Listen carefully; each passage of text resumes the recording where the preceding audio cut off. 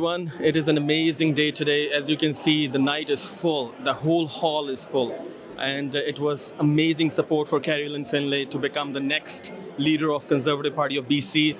And we are working really hard. Every single person over here shows that we want real change in British Columbia. We want a true leader. We want a true conservative. We do not want the same things repeated. And every single voice over here is saying the same exact thing. So my request is to everyone listening to this, that if we can do this in Surrey, all over British Columbia, it is very much required that we get a leader who is a meaningful leader and who will be the next leader of Conservative Party of British Columbia, and that is Kerry-Lynne Findlay. Thank you.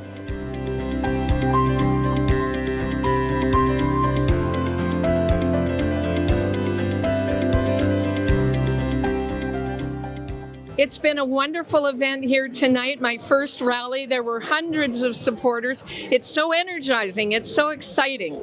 And I want to see a Conservative government back in British Columbia. All these hundreds of people want to see that too. And so I'm asking people to support me, findlayforbc.ca. Let's make it happen together, free and strong.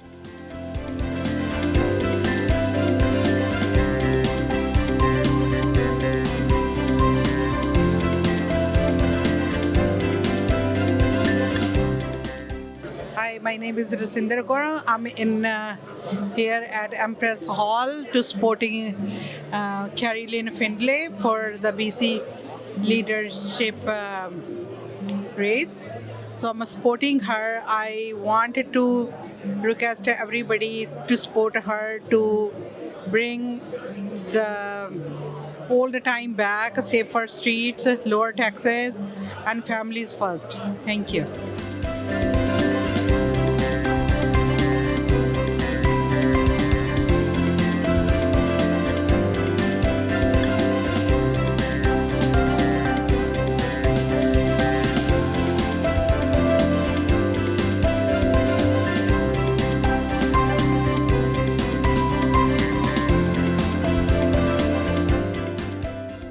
It's so nice to be here tonight. The excitement was amazing.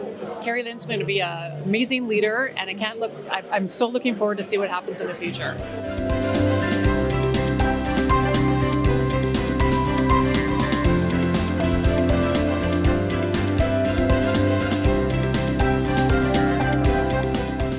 Who here is ready for a change in government? Yeah. Let me hear it again. Who here is ready for a change?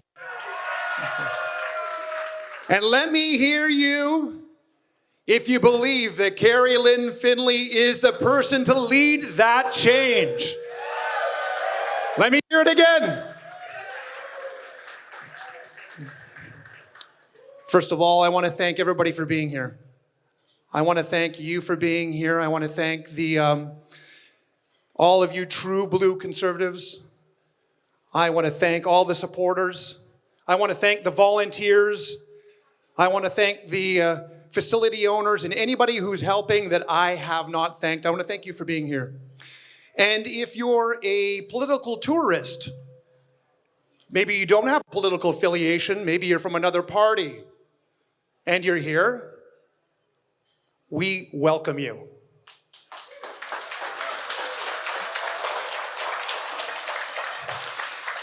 So, my name is Jason Bax. You'll see very little of me. This is about it for me. My name is Jason Bax. I am a member of the local business community. I am the son of an immigrant. I am the husband of an immigrant. I am a husband. I'm a father. And I am a conservative. And so are you.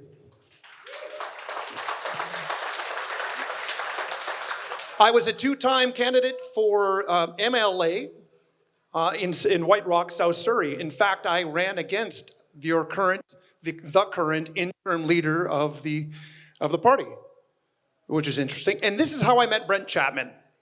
Okay, this is how I got to know him. Now, that's right. Let's hear it. Let's warm it up for him. This is how I got to know the member standing next to us. We're going to call up the stage briefly or shortly. I know him from the film and television business, the advertising industry, but I really got to know him during the last few years quite closely. I know him to be a man who has true conservative values. I know him to be a man who stands for private property,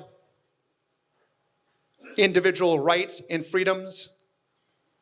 I know him to be a man with an incredible sense of humor. I don't know if you know this about him. And a sense of humor is something that I think we really need, among other things right now, given the state of Canada and British Columbia. Wouldn't you agree? Right, because if we don't laugh, if we don't develop the virtue of laughing, we'll cry. So, among other things, he's a wonderful guy. He's got fantastic integrity. He's a solid individual with family values who stands up for individual rights, property rights. He's been through his own battles. Please help me welcoming to the stage the MLA from Surrey South, and somebody I am proud to call a friend who stands in the corner for my family, my community, Brent Chapman. Thank you. Take it away. I will. Thank you. Wow.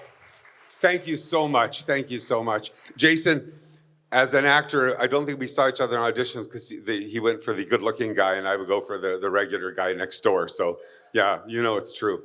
I'm here to talk about somebody who is as close to me as can ever be. She's just a remarkable person. And I think probably, if I could just say this, our real political journey, we had a few little forays into it before this, but we were involved with the Musqueam leaseholders, and we found our roles in that.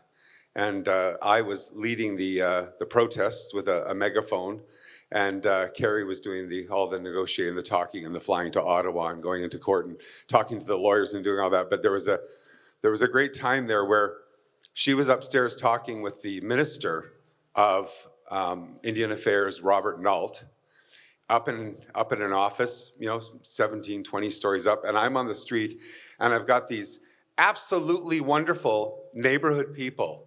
There was all these elderly people, and we came from all different backgrounds. It was a real United Nations of people being aggrieved by the federal government. And I had this megaphone, and so while she's up there in hardcore negotiations, talking about this, I'm on the street with this cabal of everyone from about 40 to 80. And so in my megaphone, I'm saying, "Who's at fault?" And I had this lovely group of ladies go, a little Scottish lady was like, "It's Bob Nault." And it just took so much away because all the guys with the unions always have these chants that are sort of powerful. But we still got there. We still got a message out there. And we learned along the way that what it takes to make the government flinch, to make them move, to make them do something. And it took two of us to get it done. And at that time, shortly after, she ran for the first time. And that was our first election that we did, and we've done 7 elections together subsequently. So we've done a fair bit of this. But the miraculous person that she is, the president of the Bar Association, as soon as she got to Ottawa, she was the parliamentary secretary for justice. Then she became the associate minister of national defense, and then moved into her own portfolio, which was revenue. But she's more than that. She also was on Treasury. And I'm only saying that not so much, I'm bragging a bit because she's remarkable, but her experience and her level of understanding of how these things work and what can be done and how to move things is just outstanding. Now, on a personal note, I just went through a battle with cancer. And no, it's okay. It's okay. I'm coming out the other side. Thank you. But I'm going to tell you something, and I'm going to hold it together. That woman, this woman, my woman, your woman, but that woman was with me the entire journey, and I mean like right beside me. I went for 35 radiation treatments. She only had to miss 2, and she set up someone to make sure I got to those 2. And when I got through, I couldn't taste anything because it was in my neck and my throat, tongue. And I was really struggling to taste anything. And it's not great, but it was better. But I said to her, I can eat eggs. I just don't know what kind of eggs to eat. I don't want to make eggs if I can't eat them because I'll throw them away. So I came downstairs one day and she goes, "Are you ready?" And I said, ready for what? And she goes, watch this. She has this big, presenting like one of those big plates you put a turkey on, and there's 5 different eggs. And I said, what do you got there? I got over easy, I got scrambled, I got sunny side up, and I said hard boiled, and I've got poached. Try it, which one do you like? And she waited, I said, I like the sunny side up. She goes, that's what we're making now. So I said, that's really thinking, because I never came up with that. I'm a very wise woman. So she's smart in many different ways. She's loyal, she's a wonderful person, and she's a tremendous mind. When she puts her mind to something, it is amazing what she can understand, what she gleans. And if there's a problem, and right now, folks, we have a problem. And I sit there in Victoria and I watch this problem unfold on a daily basis. And it is heartbreaking to know that we live in this place that everyone who's, I always say this, you know, you come here for this opportunity and you stay here because of the opportunity. But if the opportunity is being frustrated, it's so hard because we are committed to this province. Are we committed to it? Are we committed to British Columbia? Because it's going to start right here. It's got to start here. We've got to start this change here, and it's got to start sooner rather than later, because people are leaving in droves. Not just businesses, individuals are leaving, and we've never been like that. Anyone who's been here for any length of time, British Columbia was a land of optimism. It was always the place where you went when you said that, where's the place you want to go? You want to go to British Columbia because that's where it happens. And to take that away from us, and over the last, I don't know, is it 10 years? Is it 12 years? How long is it? What do you feel? How long does it feel that it's been going away? Yell it. Give me a time that you think it is. 2015, yeah, I think so. Yeah. What's that? Yeah, 2015. Well, it's going to stop soon. It's going to end, and we're going to get this province back, and it's going to be a place of opportunity for our kids, for our families, for our businesses, and there's going to be it has to change. It must change, and it will change.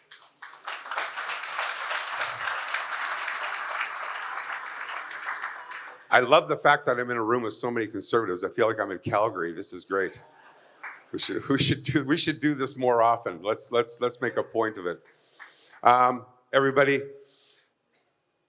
I would like to ask you to please stand up. I'd like you to hold your signs up. And I'd like to introduce someone to you that you can see is the real deal. She is going to be the next leader of the Conservative Party of British Columbia, and she is going to be the next premier of this province. Ladies and gentlemen, please welcome Kerry-Lynne Findlay. Thank you. What a crowd. This is fantastic. Thank you for coming tonight.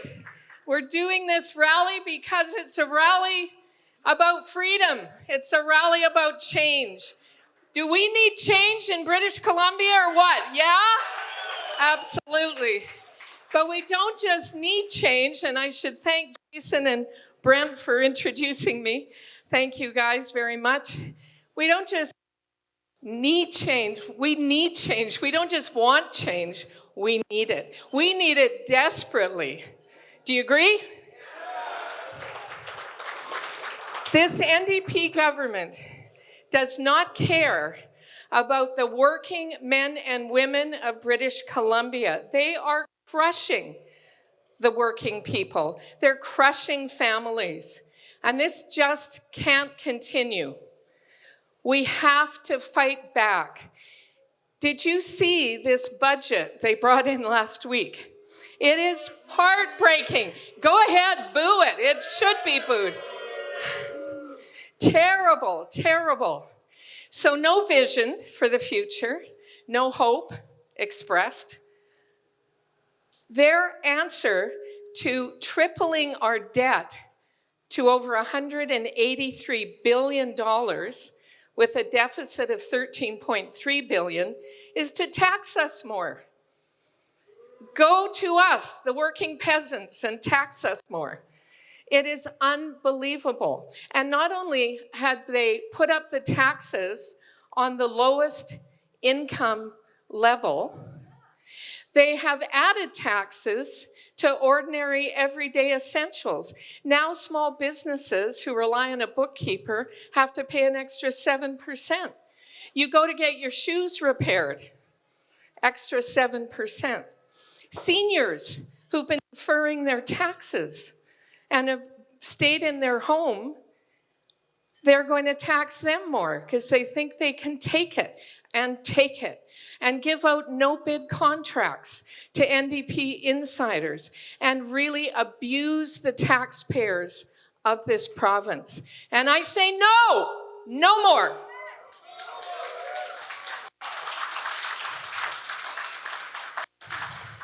We have got to get away from this idea that they are our masters. Government is supposed to be here for the people. Power to the people, not to the government.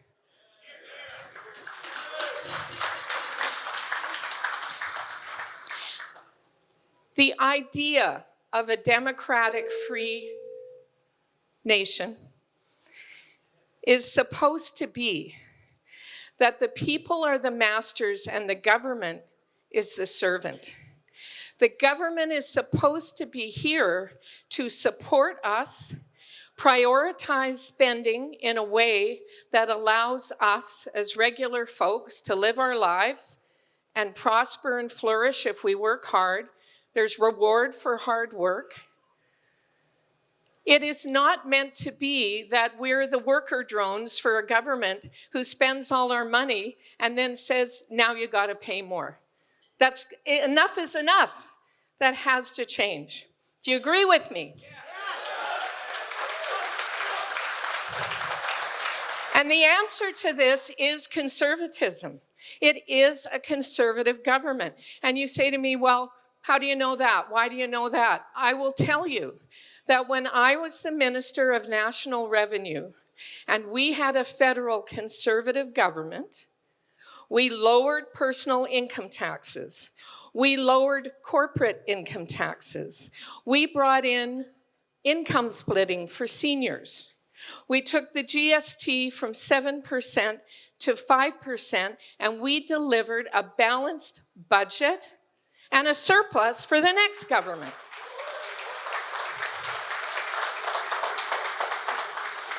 And we did that by not recklessly spending taxpayer money, by having respect. Respect seems to be gone in British Columbia. We need freedom and families to be first.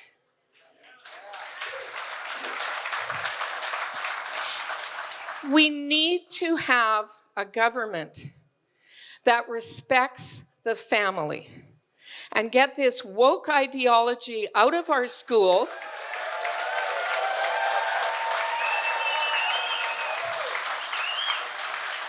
And get back to the basics that will make our kids competitive in a very big and competitive world. They need to know their math, their science, their true social studies or history. They need to learn a trade. You know, I was born in Ladysmith.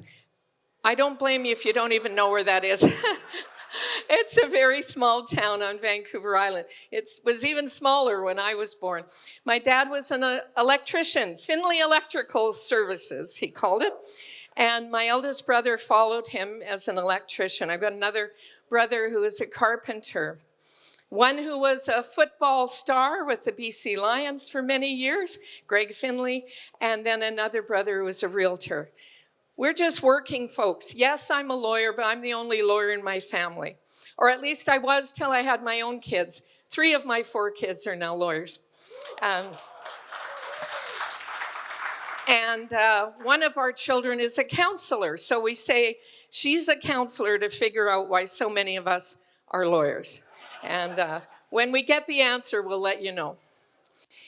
But I was the first in my family to be a lawyer. I grew up in a working class home. My dad worked hard, my brothers worked hard. I worked hard at school so that I wouldn't have to go into construction.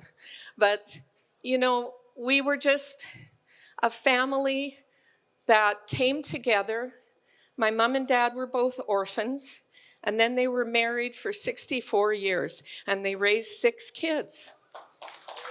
Yeah. But you could do that then. My dad built the house we grew up in Nanaimo, and he did it with his own labor and the labor of friends.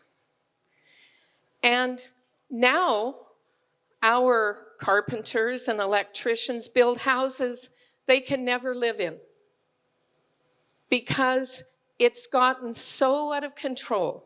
And in the middle of an affordability crisis, the NDP says, you've got to pay more. Where is we in government will spend less? We will create efficiencies. We will look at some of our bureaucratic nonsense and bring in common sense instead of nonsense and give the money to you. We can have more powerful paychecks. And one way to do it is to get business and industry churning again in this province. You know, I listened to an American commentator a couple days ago. He said that Canadians have an average resource wealth worth $800,000 per person. And he said, but the Canadians, for some reason, leave it all in the ground in order to follow ideology.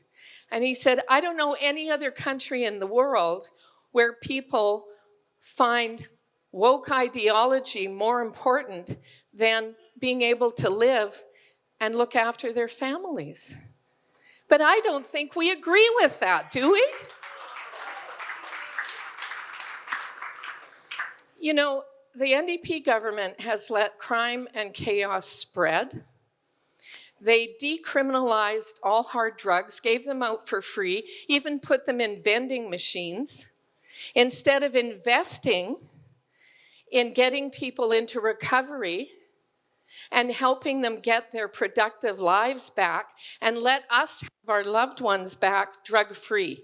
They'd rather they be on the street, hopeless. I don't agree with that. We need to bring our loved ones home.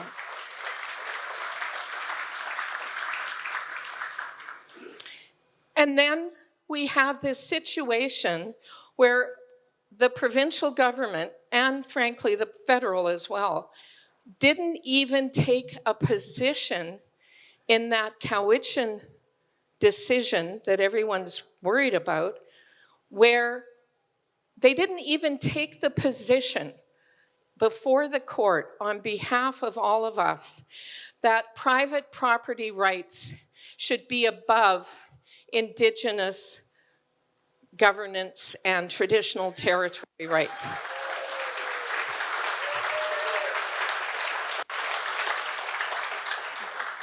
And I won't bore you with too much legalese, but I do see a few lawyers in the audience. A judge cannot make a decision without evidence before him or her. They need to have the evidence presented to make the best decision. And if our governments abandon the field, if they say, no, it's not worth fighting for, how can we blame the courts for coming to that kind of decision? We must repeal DRIPA and replace it with something far more reasonable.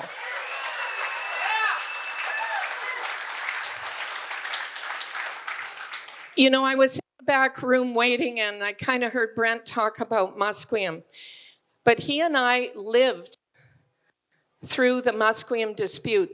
And a lot of you will have forgotten about it. It was 25 years ago. But in that dispute, which went all the way to the Supreme Court of Canada, and I was on that litigation team,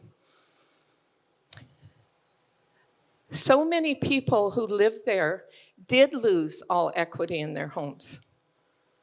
They did have a time for many years where appraisers wouldn't appraise market value. banks wouldn't lend mortgages or refinance because there was no value in their home ownership.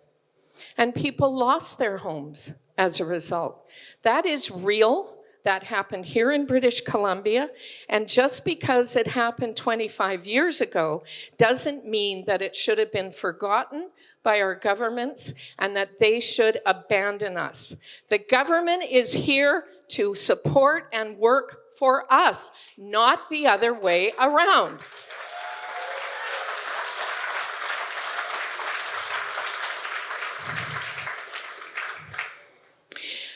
There's so many things we can talk about and we need to talk about, and I hope I'll have an opportunity to speak with you all later and get a picture if you like.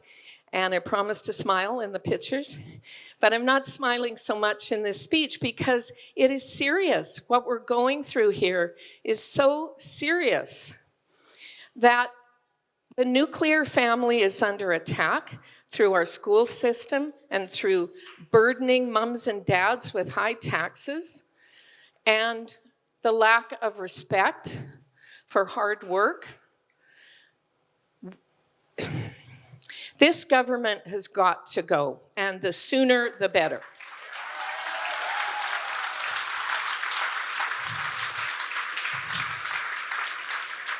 One of the things I've proposed is to get rid of the tax on gas because the NDP are going after everyday essentials. We need to get the tax off our gas. If you talk to anyone in any other province of Canada, they do not pay our gas prices. It makes you cry when a friend sends you something saying gas in their province is $1.10 a litre. And you're paying $1.80, $1.90. It's gone up as much as to $2.50. But a lot of this is taxes. 8.5 cents a litre goes to the BC gas tax. 18.5 cents a litre goes to TransLink. Well, we need buses, we need transit, but that should be found through government efficiencies. Not say, well, we've already spent the money, so give us more. That is not governance.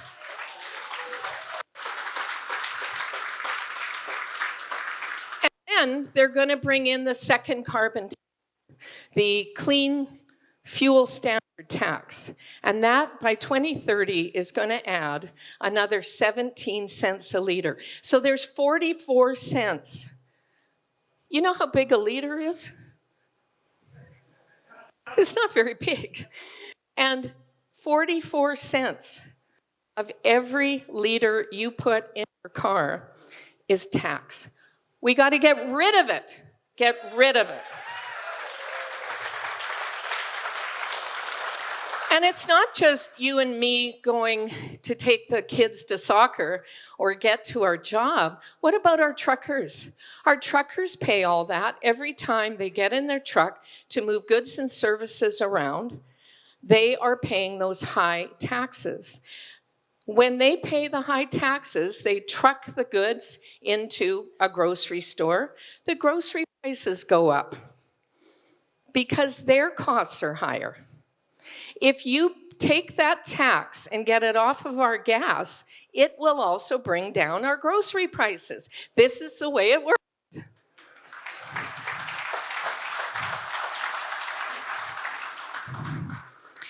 You know, when we talk about the future, right now, what I'm hearing from a lot of people is that they're not sure they have a future in British Columbia. I talk to older people who say, well, my young adult kids are wanting to move to Alberta or the States because they just can't afford it here. Small business owners, I know, are saying, I'm hemorrhaging cash. And these are people who in the past have made a good living. Property developers are seeing all their pre-sales collapse, and people can't follow through because they can't get their financing to buy that townhouse.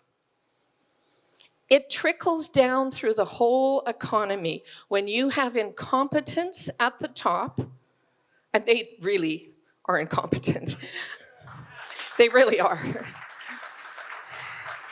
When you have incompetence and corruption, and I say corruption, what is this with their no-bid contracts to insiders? They just gave a contract last week to a guy who was Gregor Robertson's chief of staff and on EB's transition team. Well, if you don't have to compete, it's pretty easy to get work, isn't it? We have to compete. Small business owners have to compete. We have to try and keep up with the paperwork to be compliant with all their rules and regulations. There are some rules and regulations that are needed. I sat on Treasury Board for 2.5 years. I understand that. But some of them, come on. They have such a complicated mess of environmental and DEI regulations on small business that then they brought in another layer of bureaucracy called energy coaches so that those bureaucrats could teach small business owners how to figure out what the other bureaucrats are making them do. That is insanity. These kind of efficiencies we can bring in as a conservative government. And it is important that the next leader of the Conservative Party of BC is in fact a conservative.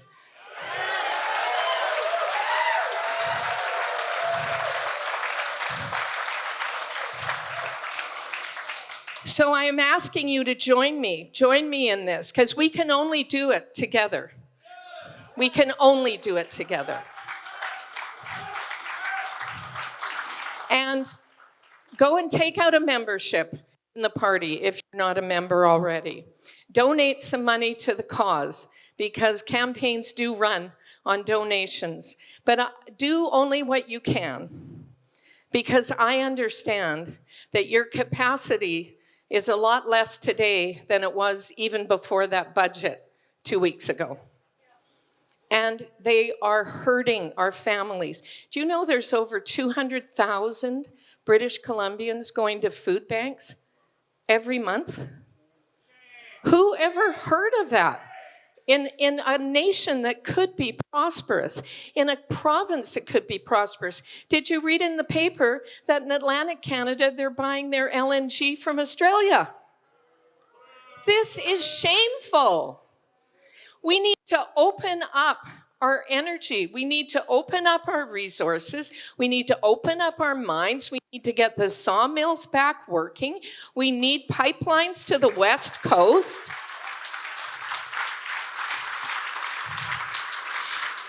Everybody wants a clean and healthy environment. That is, we have some of the highest, if not the highest, environmental standards in the world already. And, you know, I was the shadow minister for environment and climate change for a while. And when I did that job, I had farmers, I had small business people, so many people come in and explain to me that they have already been doing everything they can to look after the environment and at the same time farm their fields, look after their families, keep their businesses going. And yet the government bureaucrats find ways. They find ways to make it even more difficult. It has crippled some of our long-term industries, like the cement industry, for instance, in British Columbia. We've got to stop this. That is nonsense. That is not common sense. That is not reasonable. We need to have a recognition of all that we've done already and continue to do, and then get back to work. And if we have an opening up of our God-given resources, and don't just sit on them, leave them in the ground, people will have more jobs. People will have more income security. If you have more income security, you have more food security. And you have elder security. You know that once your working life is over, you may not have a lot of money, but you're going to be okay. That is a kind of Canada, a safe Canada. Extortion. I can't not mention this in Surrey. This is a plague on our city, but it isn't just in Surrey now. We've seen recent incidents in North Van, West Van, there's other places. What crazy world is it that a foreign national can be charged with shooting up, endangering, and injuring our citizens, and then that person can apply for asylum?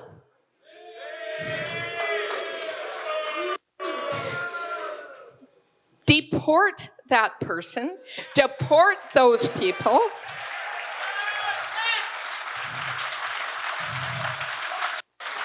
Let us live our Canadian life, a life where we respect each other, where we have multi-ethnic neighborhoods and we love it because we celebrate with each other, where we don't feel afraid to go walking on the street or send our kids to school.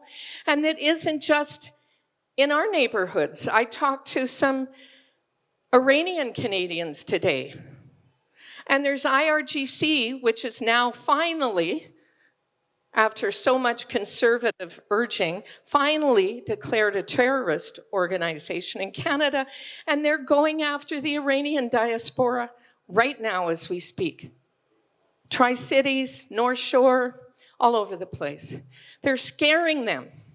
They're living in fear. They're accosting a mother when she goes to Costco.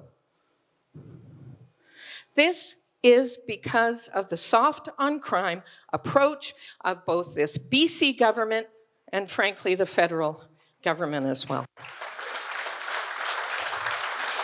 But there are things we can do here. Criminal code, yes, the criminal code is federal. But there are things we can do here. Do you know we have the toughest charging threshold in British Columbia in the whole country? You have to prove more. The police have to show more evidence. They have to be further along in their investigation here than in any other province but Quebec in Canada. Why? You know who that attracts? Criminals. It has to stop. Has to stop. Absolutely. So there's so much to do, but you know, I still believe in British Columbia. I've lived here all my life. I believe it can be a prosperous and freer place again. I believe that we can give vision to the future and we can give hope and tell our young people, don't leave us. Stay with us and fight, and you will own that home. You will get ahead, but in a different government.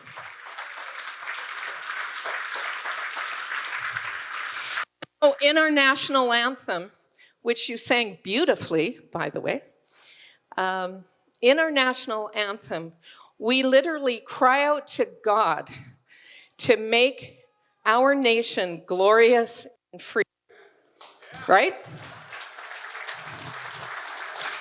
But you can only make a country glorious, make it the true north, strong and free, if it is free. Glorious and free. We need freedom. We need freedom from high taxes. We need freedom from drugs in our streets. We need freedom from foreign nationals coming here and terrorizing the diaspora from those countries. We need to have a system that works. That works. There it is, working. That works for working people. And we need to honor parents. We cannot have a situation where parents are told, you have no right to comment on what is happening to your child in school once they're 12 and up.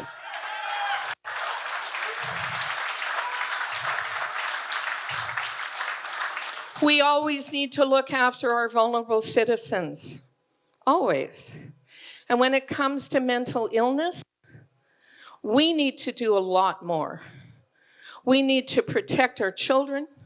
We need to protect our adults who suffer from mental illness. But we also need to protect ourselves. And we do that by giving the proper care, the proper counseling, and investing in people, not in ideology. Invest in the people. Power to the people. So I ask you to join me on this journey. We can do this. We can take the leadership of the Conservative Party of BC. We can become the official opposition, and then we can take the fight to the NDP and send them packing where they belong, somewhere else. Thank you very much.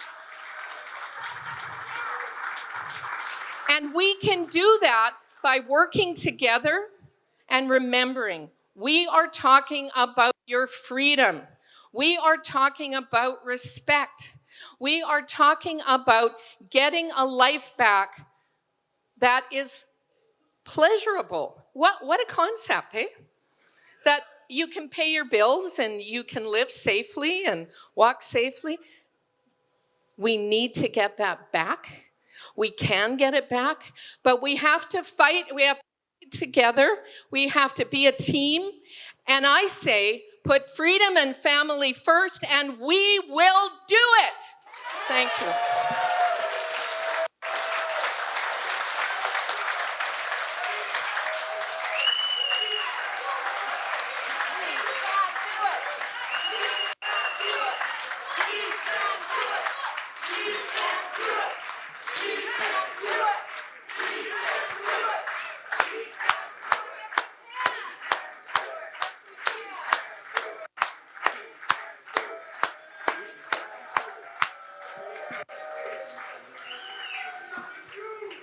What an incredible night. Truly an event like no other.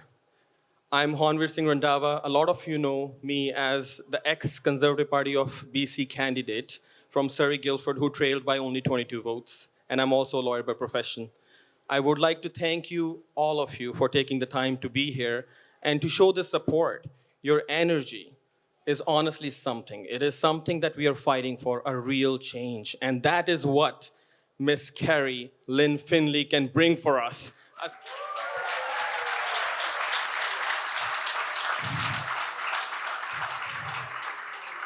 Miss Kerry, truly an amazing person. She is actually joining the federal, provincial, and now our team at the City of Surrey level. She's a mentor and a true support for all of us. So special, special thanks to her.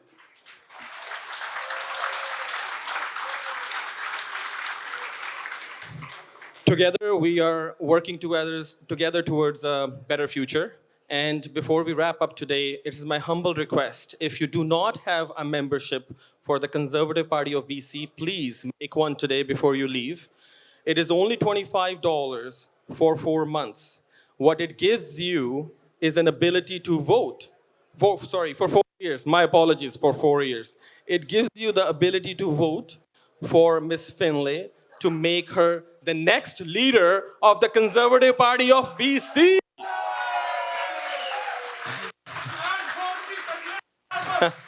So, lastly, please, I would ask if we will be taking pictures with Miss Findlay. So the photo op is on the right. So please, we will gather over there for a picture with her. And again, it is beautiful to have you all here today. And I thank you from the bottom of my heart. And Miss Findlay, we are going to be working together to make her the next leader of Conservative Party of BC. Woo! Definitely we can.